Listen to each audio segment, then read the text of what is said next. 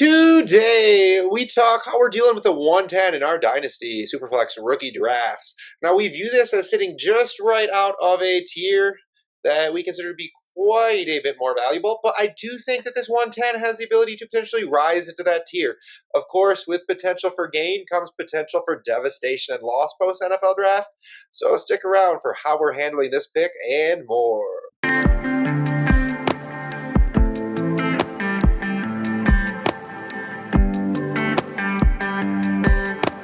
And welcome into the Dino Construction Podcast. Justin joined with David and JP.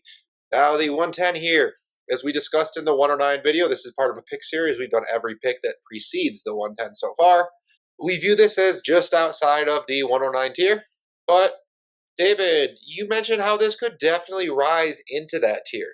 Of course, everything is price dependent. But do you think that makes this pick a buy at all at this point? Depending on the price, and quite honestly, at this point, at least the sentiment around this draft class is people are trying to get rid of these picks for almost anything they can. Buy it for cheap, sure.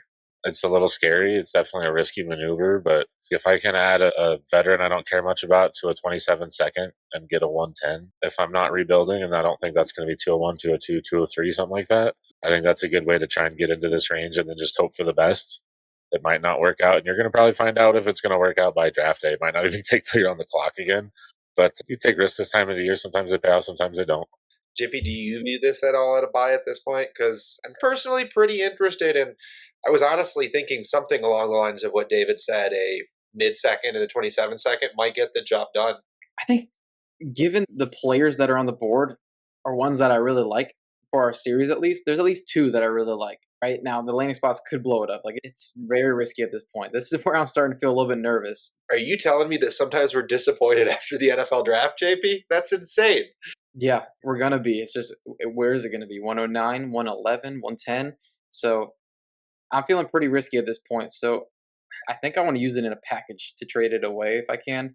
But if there's nothing I'm liking yet, I'll hold until the draft, and then I'll try to package a DJ Moore in 110 here for like a Doomsday or something if I can. So it's not a pick you're looking to acquire, though, at this point, or add more to your portfolio with the potential risk and the upside that includes? I don't think so. I think at this point, the risk outweighs my reward just a little bit. 205 and a random 27-second, JP. To buy this? Okay. Yeah, I'll do it at that point. How low will you go on the 20, finish the number before you are no longer accepting it? I really don't like the early seconds in this class. I might do two. I don't think I would do 2 seconds yet, honestly, but 203. I'd send 203 in a 27 second because I really just don't love it right now. But that says something to me, though. I think those 27 seconds are pretty nice, and it's a lot of flexibility. Yeah, I think we're obviously vetting that second, like David was talking about earlier. If it's a potential 201, right? Is this a team that just got the 101 and they don't look like they're ready to pull out of that rebuild just yet? Not doing it, right? Because that 201 might be worth more than the 110. Certainly when you add the 203 onto it in this year's class, right? That's next year's 201. But yeah, just kind of interesting perspective because I do think these types of early second plus that 27 golden second, that's truly a mid-random, could make the playoffs, could be the 204, 205.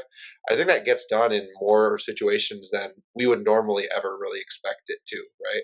People are usually demanding a future first for that 110, not a mid package in most situations. So all that being said, potentially interested in buying it. Why? Who are the players that are going to be available at this point? So far in this series, and we do this every series, we pick a player for each pick. We've taken Jeremiah Love, Carnell Tate, Mekhi Lemon, Jordan Tyson, Fernando Mendoza, KC Concepcion, Kenyon Sadiq, Omar Cooper, Denzel Boston. And at the 110, we have a handful of players we are definitely interested in picking. And the reason we are so interested is, at least me personally, it's Eli Stowers here. The 22-year-old wide receiver tight end, right? Like, he is definitely the most polished pass catcher as far as what he's been able to accomplish and what he's been able to accomplish in the SEC. And the Big Ten, the SEC, those are the places where production matters more to me. 2.55 yards per route run. That is, in our last video, we had that side by side with Denzel Boston, right? This is a tight end who is producing, potential round one wide receiver type of advanced metrics. And it's not just the production. Then we saw the athleticism, right? Broad jump and vertical jump, tight end combine records. The athleticism, the production. Now, the blocking, not necessarily there, but one of you guys, and please just go ahead and unmute and speak up if you kind of roughly remember this, shared something I believe recently about how not a whole lot of there's a lot of tight ends who produce who are mediocre blockers. So teams can get guys on the field if they want to. Yeah, it was that most of the top 12 fantasy tight ends, most of them graded the bottom quarter of the league in PFF run blocking grade. So it just goes to show that, hey, if a team trusts you, they have a plan for you to be a part of their offense, then you can be still very valuable for fantasy, even if you're a 50-60% snap guy. So it does make me feel a little bit better about Stowers, but I do wonder about the ceiling just a little bit based on that, because the real elite high-end guys usually are like awesome players, or they're great blockers and great wide receivers. And JP, I know you, like I alluded to in our last video, huge Coleman guy. Tell us a little bit about why. And honestly, you inspired me at a rookie draft where we drafted rookies, and a startup draft where we drafted rookies included. And I had the conviction to take Coleman where I did because of how high you are on him as a player. Yeah, I love Jonah Coleman. He has awesome advanced numbers. He's got 34 rushing touchdowns. He catches the ball. He does everything other than have the high-end athleticism. If you look at his yards after contact per attempt on his career, it's 4.12. Now this year it's a little bit down. So you see the numbers on the screen, 2025. He was dragged down a little bit from injury. I fully believe that. And just looking at that, though, the yards after contact per attempt, missed tackles forced per attempt, if you look at those numbers on his career, other than Ashton Genty, if you look at last year's class for all the day 1 and 2 running backs, both of those marks are better than all those day 1 and 2 backs, like I said, other than Genty. And in this class, it's better than everybody except for Jeremiah Love. That at least that I expect to be top 4 round picks, right? Only players better are Jeremiah Love and actually Jadarian Price, which we know he's only better in the yards after contact department, which we know it's from a limited workload, so it's not nearly as impressive as Jonah Coleman's. But I just think he's a darn good running back who catches the ball and is going to get goal line work, and that's what I love. That's why I loved Cam Scatterbo last year, because he has those two most valuable skill sets for fantasy. So I'm going to be happy to get myself some Jonah Coleman. If I were to pick here, I'd be taking one of the two guys you talked about, but just to play a little devil's advocate or whatever here, I think you could make a case for Ty Simpson, assuming he gets round 1 draft capital. Round 1 quarterbacks are pretty darn safe statistically in Superflex, especially if somebody trades up. And I know it doesn't happen too often. But if somebody trades up into the back of the first round to get him, they're showing even more commitment to him. They're investing more assets. So I don't love him as a prospect. I worry about how many starts he has. I worry about his deep ball accuracy. I worry about several things about him. But at the end of the day, if he's a first-round quarterback in the NFL draft, it's hard to pass up that kind of draft capital at the end of a weak first round as is. So I wouldn't blame anyone, especially if it's a good landing spot. I wouldn't expect it, but if he's backing up Matthew Stafford and he looks like the heir apparent there, like all of a sudden I'm thinking maybe I'll take him even a little higher.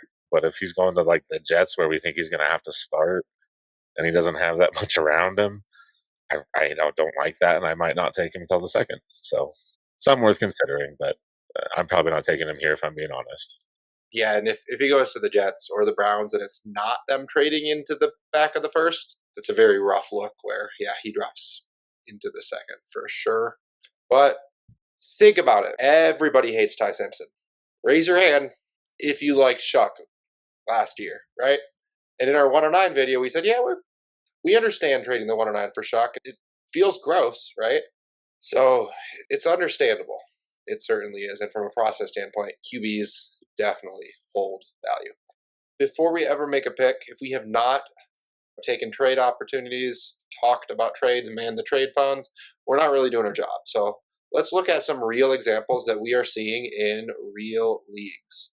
So right here we have the 110 and Roma Dunze, a guy that we love, a guy that at one point last point scoring season probably was pretty close in value to Drake London. I'll be honest, there's actually a league where I traded Roma Dunze for an injured Malik Neighbors. Highway robbery. Which side are we taking here, JP? It is a Falcon. I'm going to you first. It's the rules. I don't make the rules. Actually, I do make the rules. But anyways, please answer the question. 2 wide receivers that I really love. So that definitely makes it tough. but I know that Drake London is the alpha. He's been productive. He's proven it, and the 110 is not a pick that I'm super excited about. So I'm gonna consolidate and just go with the guy that I know is gonna be really good and is still very young. Yeah, basically the same thing for me here, unless I can't afford to consolidate. Like it's not like a absolutely have to do situation, but I definitely want to do it. That is take the London side, by the way. So. I think in a rebuild, I can understand going a Dunze in the 110, but I also don't think I would, because I think even if that team earned that 110, has a good team, potentially could be the 112 next year, I think I would be pushing for their 27 first regardless. So I think I would probably, you switch that out to 27 first. Of course, I think we're all reconsidering it, but I think that 110 versus the 27 first here, that difference in value leads me London. Next trade we have here, the 110 and Tyler Algier, or Josh Jacobs and the 208. I actually think this is pretty intriguing.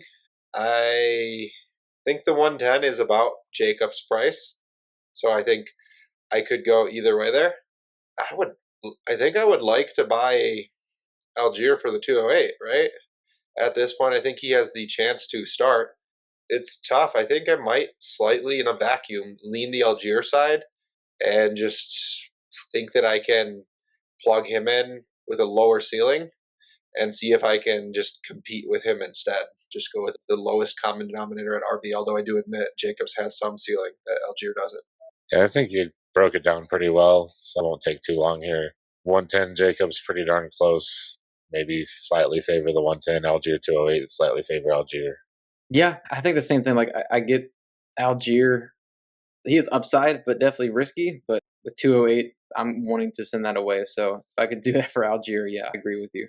Another situation just like the last one, where if that 208 was a 27 second, now if we're removing some of the stink of this 26 class, not that we hate this class, we think that the 110 might potentially be a decent buy at the cheap rates that people are knocking it down to, but that 208, especially when we get into late second, much murkier. I think, I don't know if it was the 208 or the 2010 that in either this or the previous video David kind of referred to as more like a early third in most years, not quite the asset that we are looking for.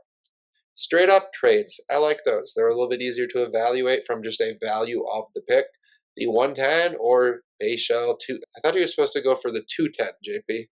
Yeah, he graduated to the 110, I guess, because ETN got out the way. He's exciting. I will say what they gave to Chris Rodriguez does make me think that it's going to be a timeshare for sure. So given that I don't feel super confident in the way I do with like Josh Jacobs' production, there's a little bit of ceiling there. But I think I will stick with the 110 right now just because it is projecting a lot for a round 4 running back. So does that mean we call him Bayshall 110 now? Hope he doesn't leave his fantasy managers wanting. Ooh, good one. I think I need to go to do it today. I think 112 is the highest I would consider, and for similar reasons to what we were discussing earlier in the show with the tier break. I prefer the guys in this tier if they get good draft capital to Tootin. I worry they take a Katron Allen or a Nick Singleton or something, Mike Washington, someone that's even going to eat into Bayshall Tootin's, not take his job, just eat into it a little bit more, and that would be scary. And just off of what you said, JP, just one thing I'm curious about, right? We've got this little triangle of value I think we've kind of established. We think the 110 versus Jacobs it's fair, it's understandable, right? The 110 versus Tootin, it's fair, it's understandable. I think that's about his value roughly right now. So I now want to look at the Tootin versus Jacobs. Obviously, Jacobs, I think, has a lot higher chance of being wide receiver 1. Tootin has a lot better chance of being a wide receiver that is on your fantasy team relevant in 3 years. Go ahead and just tell me, JP, which of these running backs do you prefer if we're not looking at them versus the 110, but versus each other? Yeah, I'm going with Josh Jacobs because, as I mentioned with, I think it was the 109 video, that Jacobs was on a top 5 running back track. So given that we've seen that, I trust the Green Bay offense. Even Emmanuel Wilson was eating a little bit to the workload, and he's now gone. I still think just the upside is massive with Josh Jacobs, and I expect him to be very good this year. I know that he's old, but if he's good this year, I can still get a first for him, right? Like, so I'm not too worried about the future because if my team's looking like I'm not gonna make the playoffs, I still think I can get a very good player in return for Josh Jacobs because the production is going to be there. Yeah, for me, it's pretty simple. I'm taking the 110 over Tootin. I think that this is the perfect way to capitalize, right? I don't think Tootin has very often risen to the heights of being able to move him for a 27 first just because of how highly valued those are. But getting a first for a running back who I'm not sure is going to be that productive, I think the most likely outcome for Tootin is somewhere between RB 15 and 25. I think there's a chance he busts and he doesn't do that much, and there's a chance he's above 15. But most of that Bell distribution curve, I think, is just a RB2. And I don't want to pay the 110 for an RB2 that I think could very easily get drafted over later on. Last one we have here, the 110 and the 112, or the 106 and the 306. Whew. That's actually interesting. JP, I'm going to put it to you first because I don't want to answer yet. Tough. Because I really like the 106 this year because of a player that I really love in that range, and also potential that a Mendoza or Tyson falls to 106. I just feel better about it. I think I'm just going to plant my flag on the 106, and I think the mid third is going to be pretty similar to a late second this year, just given how flat it is. Yeah, I'll take the safety of the 106. I don't hate splitting it if you have to, but move both those back 2 spots. If we're saying it's a weak class, the 112 and the 202 for the 106 and the 306, like I think that's something I'm doing every day. So give me the 106. I'm taking the 106 side as well. Let's change this 106 side to a 27 first plus the 306. Because we've talked about, should we move the 106 for a 27 first? JP kind of on the fence. David, understanding probably like 80-20, I think was kind of where you were. Very pretty, like sometimes willing to do it. 107, 27 first and the 306. Are we moving these 2 picks for that package? I don't like where you're leading us here, Justin.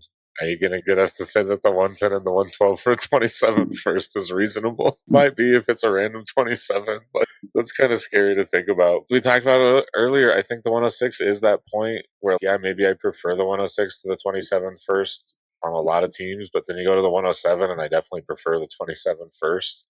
I don't know. I don't let thirds hold up big trades either. I think you're helping me convince myself. I don't know if I'd be willing to send it because that's crazy, but 110, 112 for a 27 first, that's truly random. I couldn't fault it. I don't know if that's what you wanted, but that's where I went. I think it's around the point of discomfort, but also I don't necessarily hate sending the 110 and the 112 for a random 27 first. Especially if I already have a couple 27 firsts, and now it's a 4th or a 5th shot at just, really getting some of the studs that we think will be there.